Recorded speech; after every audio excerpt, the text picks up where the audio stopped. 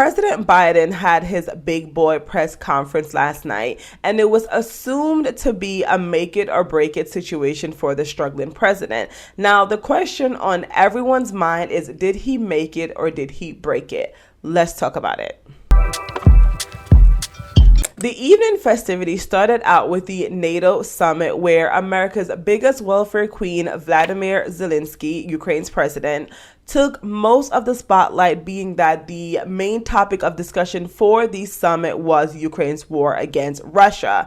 And of course, the moment that went the most viral from the summit was when President Biden misspoke and called Zelensky Putin when he was introducing him. Let's take a look at that. And now I want to hand it over to the president of Ukraine, who has as much courage as he has determination.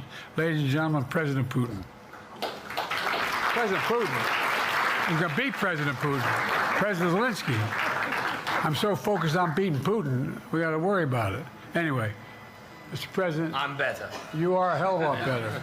Now, before we discuss Joe Biden's gaffe, I think there's something that we have begun to overlook when it comes to Zelensky that we shouldn't overlook, that's actually really irritating, and that is his choice of outfit. Every single time he comes to a Western country, whether that be America or England or wherever, to beg for more money for his never-ending war, he has this army garb, this, t-shirt and pants situation that I think is actually very insulting, because he's continuing to perpetuate this war theater and make people feel as if he's just this embattled president that literally just stepped off the battlefield to come ask for more money. It's honestly ridiculous, and I'm really sick of him doing it. He's been doing it since the beginning of this conflict, and it really needs to stop. Someone needs to find this man a suit, because this outfit doesn't make me care anymore about your war, bro. Like, it doesn't elude any type of emotion or any type of compassion. All it does is irritate me. So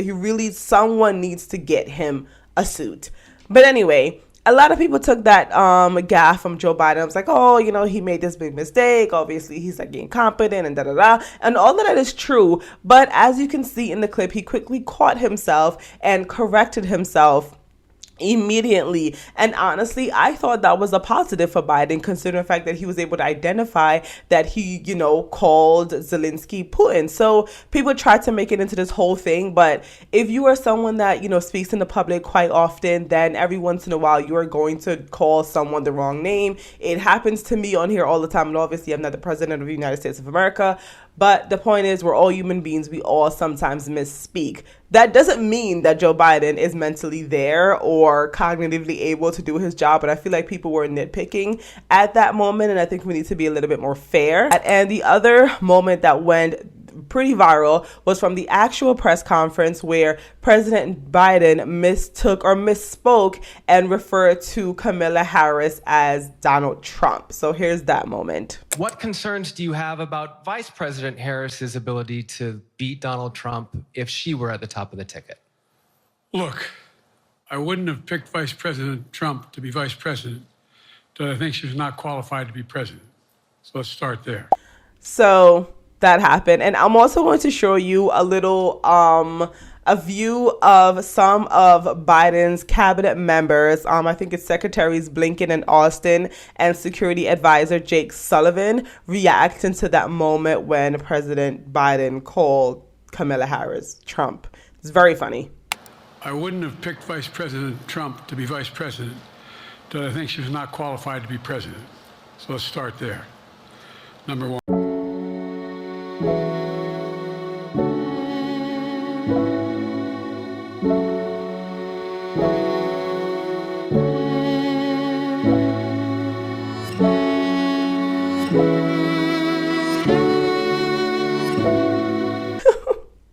So those were the moments that went pretty viral, the moments that everyone's talking about. And honestly speaking, considering Joe Biden's debate performance, which I'm going to give him a complete F, this was like C+ for Joe Biden. So it really honestly wasn't that bad.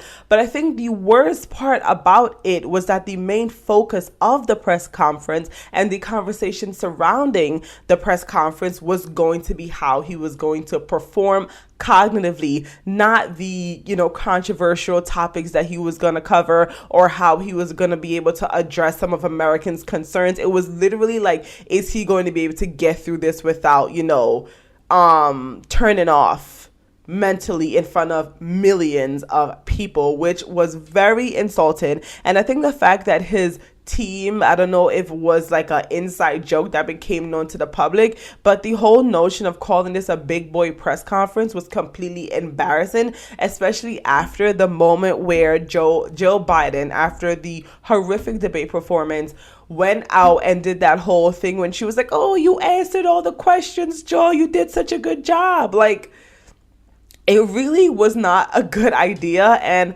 when I heard about that, I was like, did they mean to say that? Was it like something that got leaked, or were they serious? And I'm really trying to figure out if they are intentionally trying to sabotage Joe Biden, or if they're actually that stupid to call something like this a big boy press conference. According to reports from his campaign, people on, the pro Joe Biden still being the presidential nominee side, they felt like he did a good job, which I would agree with them. If you are comparing again his debate performance, he did a reasonable job, but it appears that some members of his party disagree. Tonight, the list of Democrats calling on President Biden to end his campaign for re-election is growing. Ultimately, the president's going to have to make his own decision. The first senator, Peter Welch of Vermont, joining a list of more than a dozen House Democrats publicly asking Biden to do the same, including Earl Blumenauer from Oregon. I mean, his legacy is at stake now. And despite President Biden's repeated insistence that he'll remain in the race, I'm not going anywhere. House Democratic leader Hakeem Jeffries today indicating his caucus is far from decided. Those conversations have been candid, comprehensive, and clear-eyed, and they continue. And Senate Majority Leader Chuck Schumer batting down a report claiming he has signaled to donors he's open to a change at the top of the ticket by saying, quote, I support President Biden and remain committed to ensuring Donald Trump is defeated in November. So at this point, who really knows what's going to happen? But it does seem like the Democratic establishment is surely turning on Joe Biden, and it's becoming clearer and clearer that there are a growing amount of people that really do not want him on the ticket, despite the fact that Joe Biden has cleared the primaries. And at this point, it's going to be a disrespect to voters for them to kind of arbitrarily choose someone that did not have the chance to go before the public for their consent. So I feel like the Democrat is trying to weigh the optics of doing that versus the optics of losing to Trump embarrassingly, because there was a poll that came out recently that showed that Trump was in striking distance in New York, which means there's a chance that New York, if trends continue, might end up being a toss-up, which is just wild, all things considered. So I feel like they're trying to weigh the two options, because if Trump wins in a landslide, that's not going to be like a knock against Joe Biden only, but the entire Democratic platform, agenda, establishment, party, all of that. So at this point, I feel like they're trying to decide whether or not they want to save face in November and just deal with the messiness now, or try to stick behind their guy and save face now and deal with the messiness in November. Either way, being a Republican voter, this is very entertaining to watch. But I do hope that Joe Biden stays on the ticket, because it does increase his Trump's chances of winning. But all in all, this is embarrassing for the country, though, now that I think about it. Like, yeah, it's fun to watch the Dems destroy themselves, but as an American citizen, this is concerning, because we are in July. So there's July, August, September, October, and November and December, where even after, Trump becomes president-elect, Joe Biden, I don't know how that works with the transitional period, but point is, we still have a lot of months for Joe Biden to still be president, and that is a big security concern.